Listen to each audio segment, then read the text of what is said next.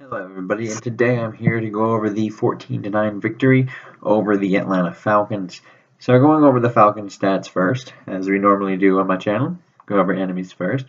And Matt Ryan, he was 16 of 29, 173 yards, 6.0 for the average yards per attempt. No touch, no pick, no sacks. Quarterback rating of 42.8 and a rating of 72.9. Now, in terms of rushing, Freeman, 12 carries, 74 yards, 6.2 average, no touch, a long of 13. Coleman had 8 carries for 22 yards, for only 2.8 yards per carry. Gabriel took an end around for 5 yards, and that was his only carry. And then Matt Ryan escaped an Everson Griffin sack and ran for a yard after Barr kind of chopped him down. So 22 carries, 102 yards, 4.6 yards per carry, and their longest run was that of Freeman of 13 yards. Now, getting to their receiving stats. Their leading receiver, Mohamed Sanu, 3 receptions, 43 yards, 14.3 yards per catch. His long was 17, and he had 5 targets, so 3 on 5 targets, not too shabby with that. Coleman had 6 targets for 3 catches, 27 yards, 9.0 average with a long of 15. Levine Toilolo, the tight end, 2 catches on 2 targets for 25 yards. Julio Jones, 2 catches for 24 yards on 6 targets, and it makes you feel pretty good as a Viking fan to hear that. Austin Hooper, 3 catches on 4 targets for 21 yards. Marvin Hall had 2 targets for 1 catch for 20 yards. And then you have Devontae Freeman, 1 catch, 7 yards on 2 targets. And then Gabriel had 1 catch for 6 yards on 2 targets. So, and then just more in-depth stats here. They were 1 of 10 on third down conversions, 0 of 1 in the red zone. They only got 25 minutes and 58 seconds in terms of time of possession, only 15 first downs, 275 total yards for a team that averages 373.4 yards a game prior to this game. And then they had 7 penalties for 55 yards.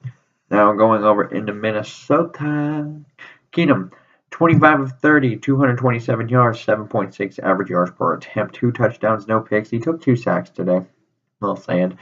QBR 57.3 and a rating of 120.4. So Keenum was playing pretty well today. Murray, 16 carries, 76 yards, 4.8 average, no touch, but he had that really long 30-yard run. And then McKinnon, 9 catches, 24 yards, 2.7 yards per carry. Diggs, one carry for 5 yards, another reverse end around kind of deal, which seemed to always go for 5 yards. Rarely do those ever break out. Feels like they're always for 5 yards. And then CJ Ham had 1 carry for 1 yard, which I believe converted a first down. And then Keenum had 4 carries and negative 1 yards due to the kneel downs at the end of the game. So in total, 31 carries, 105 yards, 3.4 yards per rush. And then receiving, Thielen, 4 receptions, 51 yards on 5 targets. Rudolph, 4 catches on 5 targets, 36 yards. Diggs had 2 catches on 5 targets for only 32 yards, so you would like to see that number go a little bit up there, just in terms of efficiency. And McKinnon, 5 catches on 5 targets for 28 yards. Murray, 3 for 3 for 21. Floyd, 2 of 2 for 20. Jarius Wright, 3 catches on 3 targets for 18 yards, which seems to be, I don't know why he doesn't play more. I feel like Jarius Wright should play more just because all he does is catch first downs. If you need a first down, Jarius Wright comes in. He doesn't come in until he's needed. So I feel like they should probably play him a little bit more, but that's just my own thought. And then CJ Ham, 1 catch for 12 yards on a screen pass. And then Treadwell, 1 catch for 9 yards on his 1 target. And so I thought, which Treadwell hasn't been the best of picks in terms of the first round, but he did show a nice ever play on that one. And yeah, so once again, some 6 of 12 on third down conversions, 2 of 3 in the red zone, although I consider them really 2 of 2 since they were kneeling down in the red zone at the end of the game, and it's counting that, as does the third down conversions. So they really 6 of 11 and 2 of 2 in my mind. 34 minutes and 2 seconds of time of possession, 22 first downs, 312 total yards, and then the penalties, 6 for 51 yards. And then if we just more notes, Keenum did what he was asked of him, but he did it in a very efficient way. Like, I don't think we saw anything out there that's kind of like, oh my God, you see this throw? Like, it was a lot of short passes, a lot of screens. Just keep everything in front of you. Keep everything on schedule. Don't mess it up is essentially what they were doing. So I don't think he did anything special, but I do think he played well because he was doing exactly what they wanted him to do, exactly what they asked him to do. It's nothing eye-popping, but it was what he had to do in order to win the game, and I think he executed that just fine. He did move around the pocket pretty well again this week, and he had that one play to Michael Floyd in the middle of the field. I don't know how he managed to get that completed, but the O-line, they managed to play better in the second half. I thought the first half was a little shaky after a not-so-great game in Detroit, but then they turned it around a little bit in the second half. We got some more runs going, and there was some better protection. And then the penalties need to be cleaned up on that side because every time there was a penalty on our offensive line, everything just stalled out and then we couldn't really recover. We don't have that kind of offense to really do that. So any holding, clipping, illegal blocks, anything like that, we cannot do. So I would like to see some of the penalties get cleaned up specifically on the offensive line just because I think those will completely kill the drive. And so, but we did have an effective run game, which was able to grind the clock down and also have a lot of third and shorts for us, which we would convert also with our run game. So, it was kind of nice to have a thing where it would grind out Atlanta, so the offense wasn't always on the field, because I feel like if you were to let them get in rhythm, it could have been a long day, but obviously since we were able to really just grind it out, it was easier for us to play defense because they were well rested.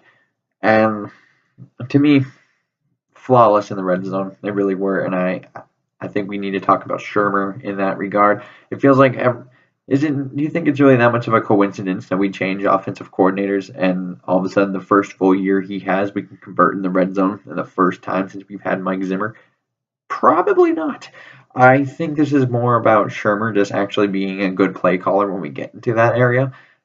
Because, I mean, you saw McKinnon in the slot on that one rub route and touchdown, and then, he did the little dirty bird dance because he's from Atlanta. But I think Pat Shermer kind of goes under the radar a bit, and I think we need to legitimately be concerned about him possibly leaving for a head coaching job, which would not be good. Not good at all, because he's a really good coordinator, and I feel like he knows what he's doing. So hopefully for the fact that everyone kind of ignores us because we're Minnesota can bode well for us in this, because he can actually get a head coaching job, I think. And with how Keenum played today against Atlanta, that's a playoff team in a playoff environment, in what they probably can, because Atlanta's kind of on the ropes right now where they need to start winning games because Seattle's right on their trail, and I know Seattle's going to be playing not so long from now against Philadelphia, who I think we're Seahawk fans for tonight, though, by the way, guys, because, seedings, I think we jump them if we actually lose, so it would be number one if they lose. But judging how Keenum played, I expect he will be the starter for the rest of the year, although I'm not going to throw my arms up in the air being like, why aren't you naming him the full-time starter? There's no need to do it. Honestly, if everyone who wants to just keep it the same, this has been working. This has been working.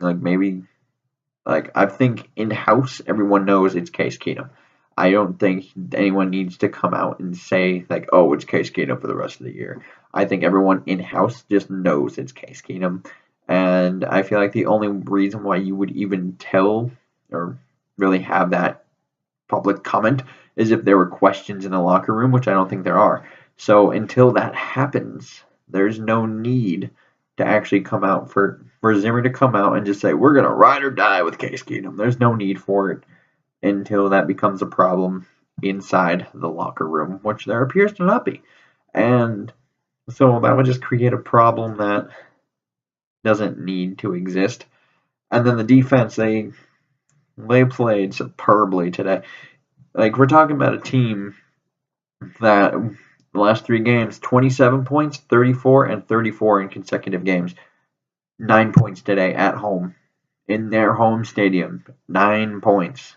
They had 3 field goals, and I don't know what they were doing, trying to attempt that 4th one, and with their timeout situation after, but that's for them to figure out.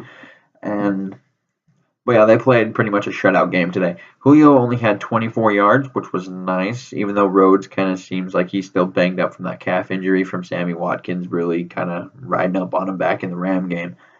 And then they held Matt Ryan to 55% completion percentage, 173 yards, and a 6.0 average yards per attempt. When's the last time you talked about Matt Ryan and you saw a 6.0 next to his average? Like, that doesn't really happen. He's one of the more prolific quarterbacks in the league, and he has been pretty much for the past 5 or 6 years, it feels like, for the most part. Like, I think he had like a year or two where he kind of wasn't for them, but for the most part, he's usually up there. So it was kind of nice to see that happen. And then they held Tevin Coleman to 49 total yards. Freeman only had 81. And in order to beat them, you kind of need to shut them down to at least under 100. And they barely. So, and then coming into the game, Atlanta did have the best third down offense in the entire league, converting 48% of the time. 1 of 10 today. Just 1 of 10. So they've gone from 48% to 10% today. And that brings me to a last point here. I don't think this defense gets enough credit for like national media just because it's Case Keenum or Teddy Bridgewater. Who is it? They always talk about that. It's the quarterback situation, and that's what's always fun to talk about. I know Minnesota isn't the most sexy thing to talk about just because of their defense and how they win. They like to win ugly. But I feel like our defense doesn't get enough credit with this quarterback situation that's going on. It's clearly Case Keenum right now. And there's really only one way you can say, oh, I can see Teddy playing this year. Well, I guess 2. Because, okay, 1, Case Keenum gets hurt, which would not be good. And 2, week 17, possible just resting starters. Those are the only 2 ways I can see Teddy Bridgewater getting in the game this year. So I think they need to start actually talking about our defense. No one really. I know when people do talk about the games that we play, they usually mention our defense, but I don't feel like anyone really goes in depth about our defense usually. And I feel like it's kind of a shame because I feel like they're at least top 3 in the NFL in defense. So, but yeah. But do remember to actually leave comments and tell me what you think about all these things. And until my next video, I bid you adieu.